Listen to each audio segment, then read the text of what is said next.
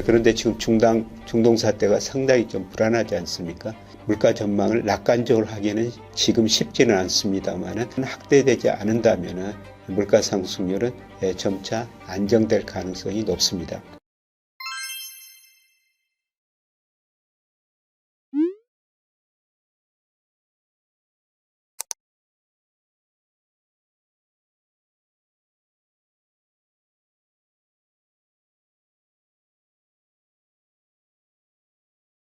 안녕하십니까. 10월 통계청에서 소비자 물가 동향이 발표됐습니다. 10월 소비자 물가가 전년 동월 대비 3.8% 올랐습니다. 시장 예측치, 물론 제 예측치보다 0.1%포인트 정도 높게 나왔습니다.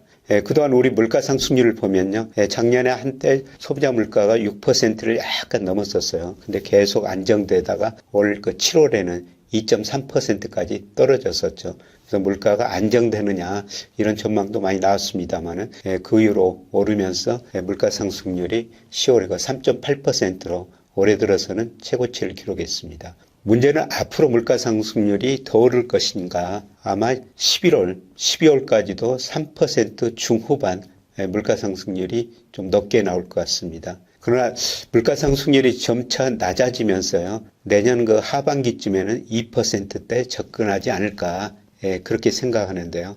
물가를 결정하는 여러 가지 요인들이 있습니다. 근데 현재 우리 수요 공급을 생각해 보면요. 현재까지 실제 GDP가 잠재 GDP 밑에 있습니다. 그래서 수요 측면에서 물가 상승 압력은 별로 없는 상태고요. 그리고 장기적으로는 통화 증가율이 물가 상승률에 많은 영향을 미치거든요. 우리가 경제학 교과에서가 피셔 방정식이라고 그러는데요. 다른 변수가 일정하다면 물가 상승률은 통화 증가율만큼 오르게 돼 있죠. 그동안 우리 통화 증가율이 정말 높아졌었어요. 2020년 코로나 때문에 경기가 위축되니까 우리 한국은행이 금리 0.5%까지 내리고 그다음에 돈을 많이 풀었지 않습니까? 그래서 한때 통화 증가율이 13%까지 올라간 겁니다. 이게 실물로 다 가지 않고요. 금융시장에도 남아있고 물가 상승을 초래했다는 것입니다. 그래서 그 시차 효과가 나타나면서 작년에 한때 물가 상승률이 6%를 넘어섰죠. 그런데 통화 증가율이 최근에 많이 낮아지고 있어요. 0.5% 금리가 3.5%로 가면서 또 한국은행이 통화 긴축을 하니까 최근에 M2 증가율이 2%대까지 떨어졌습니다. 통화 증가율이 낮아진 게 앞으로 시차를 두고 물가 상승률을 낮출 거라는 겁니다. 그래서 이런 통화 증가율하고 물가 상승률 관계를 보면요. 아마 내년 상반기에는 3% 중반, 그리고 하반기로 갈수록 2% 이 초중반까지 떨어지면서 물가가 한국은행이 목표하는 2%에 접근할 가능성이 저는 높다고 보고 있습니다. 물론 불안 요인도 있죠. 국제 유가, 특히 두바이 유가가 우리 소비자 물가에 한 7개월 정도 선행합니다. 그런데 지금 중동 사태가 상당히 좀 불안하지 않습니까? 이스라엘 하마스 전쟁이 여기서 멈춰줬으면 좋겠는데 만약에 더 확전이 돼가지고 이란까지 전쟁에 개입하면서 호르무즈 해역 같은데 봉쇄된다면 유가가 급등할 수가 있습니다. 이런 요인들이 남아있기 때문에 물가 전망을 낙관적으로 하기에는 지금 쉽지는 않습니다만은 그 정도만 확대되지 않는다면은 물가 상승률은 점차 안정될 가능성이 높습니다. 자, 물가 상승률하고 채권하고 관계를 보면요. 금리하고 채권 물가 상승률은 거의 같은 방향으로 움직이죠. 우리가 경제학 교과서에 보면은 금리를 시간 손해를 주면서 정의하고 있습니다. 쉽게 말씀드리면 금리라는 건 소비를 참는 데 대한 대가라는 겁니다. 소비를 참는 기간 동안 물가가 오른 만큼 금리가 올라야지 우리가 저축을 하게 되는 것이죠. 그래서 금리하고 물가 상승률 거의 같은 방향으로 움직여요. 과거 우리나라 대표 시장금리 국고채 3년인데요. 소비자 물가 상승률 거의 같은 방향으로 움직이지 않습니까? 때로는 국고채 3년이 소비자 물가보다 높은 게 실질금리가 플러스인 게 정상인데요. 일시적으로는 마이너스 때도 있습니다. 그런데 최근에 또 소비자 물가가 국고채 3년 수익률보다 높다가 실질금리가 마이너스가 됐으면 정상화되는 과정에서 또 물가가 높으니까 실질금리가 플러스 폭이 많이 축소됐습니다.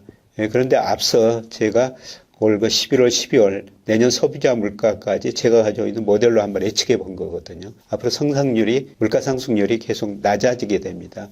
이거는 앞으로 금리가 하락할 수가 있다는 것입니다.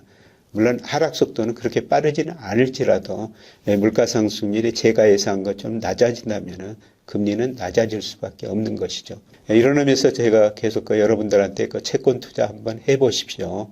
이런 말씀을 드리고 있습니다. 그래서 지금 금리는 제가 보기엔 높은 수준이고 앞으로 금리는 떨어질 수 있다. 이렇게 보고 있고요. 그 다음에 물가하고 제가 주가 코스피하고 관계를 보기 위해서요. 제가 실질 코스피를 한번 그림으로 그려봤습니다. 명목 코스피는 우리가 보는 그냥 코스피고요. 이 실질 코스피라는 것은 코스피를 소비자 물가로 디플레한 거예요. 그런데 보면은 거의 좀 정체 상태입니다. 현재 물가에 비해서 주가가 코스피가 덜 올랐다. 그런 의미가 되겠습니다. 그런데 아주 장기적으로 보면요. 우리 꼭 코스피 상승률이 물가 상승률보다 훨씬 더 높습니다. 여기서 나온 그림은요. 2000년에서 2022년까지 월평균 소비자 물가 상승률하고 다른 자산 가격의 변동률을 한번 같이 고려해 본 겁니다. 2000년에서 2022년까지 23년이죠. 우리 소비자 물가가 월평균 2.5% 상승했습니다. 그런데 코스피는 물론 기간에 따라 다르지만 이 기간 동안 평균 7.8% 상승했다는 거죠. 장기적으로 보면은 코스피 상승률이 물가 상승률과 2배 이상 높으면서 물가 상승을 충분히 해지해주고도 남았다는 겁니다. 최근 상태는 물가에 비해서 코스피가 저평가된 상태다. 이런 걸 보면요. 그래서 이런 걸 보더라도 우리가 주식 비중을 늘려야 될 시기가 아닌가 그렇게 생각합니다. 그래서 제가 11월, 12월에는 그래도 주가가 일평균 수출 금액, 그 다음에 유동성, M2, 명목 GDP에 비해서 그 주가가 제자리를 찾아가는 과정에서 좀 오를 수 있다. 이런 말씀을 드렸고요. 더구나 우리 가계 자산 중에서 최근 2년 동안 은행 예금 쪽으로 돈이 많이 몰렸거든요. 그런데 금리는 갈수록 떨어지고 은행 예금 비중 줄이고 제가 채권이나 주식 비중을 늘리시는 게 좋을 것 같습니다. 이런 말씀을 계속 드리고 있는데요. 지금이 그런 시기가 아닌가 그렇게 생각합니다. 고맙습니다.